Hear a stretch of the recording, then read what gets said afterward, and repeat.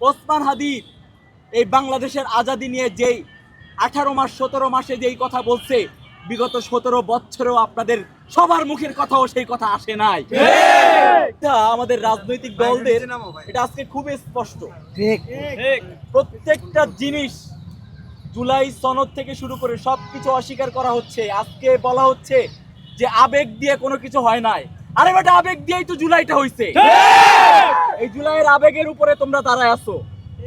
এই কথাগুলা বলার মতো একটা মানুষই ছিল, যারা সহজ বিষয়কে সহজভাবে বুঝাই দিত, কঠিন বিষয়গুলোকে সহজভাবে বুঝাই দিত, সঠিককে সঠিকভাবে বুঝাই দিত, বেঠিকটা কি যে এটা যে বেঠিক এটাও বুঝাই দিত আমাদের। সেই মানুষটার মাথা টার্গেট করা হয়েছে এই জন্য যে ওই মাথাটাই এই রাজনৈতিক পুরানো বন্দোবস্তের দোকানকে কঠিন করে দিচ্ছিল।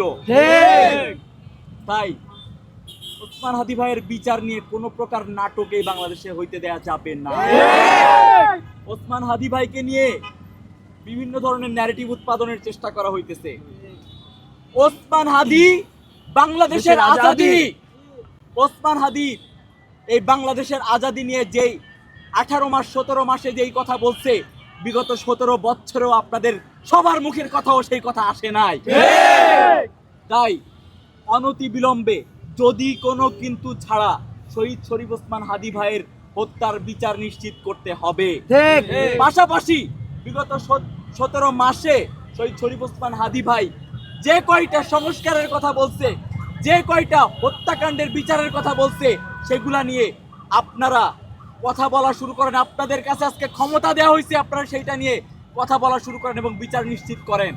না হলে একটা জিনিস মাথায় রাখেন, আজকে এই রমজান মাসে বলে যাইতেছি, আপনারা যদি আপনাদের উপর হওয়া জুলুমের কথা অস্বীকার করেন, আপনারা যদি এই ছাত্র জনতার রক্তের প্রতি কৃতজ্ঞতা স্বীকার না করেন, অচিরেই আপনারা জালিম হয়ে উঠবেন এবং সেই জালিমদেরকে আবারও এই বাংলার মাটিতে আবারও এই জালিমদেরকে পতন ঘটানোর জন্য আবারও ছাত্র জনতা মাঠে নামবে ইনশাআল্লাহ। তাই এই বিগত ফ্যাসিবাদ সরকারের এই পতন থেকে আপনারা শিক্ষা নেন এবং বাংলাদেশের ছাত্র জনতার গণ অভ্যুত্থানকে আপনারা স্বীকৃতি দেন। গণ অভ্যুত্থানের প্রত্যেকটা রক্তের বিচার নিশ্চিত করেন আপনারা। আবারও ধন্যবাদ জানাচ্ছি। আসসালামু আলাইকুম রহমতুল্লাহ।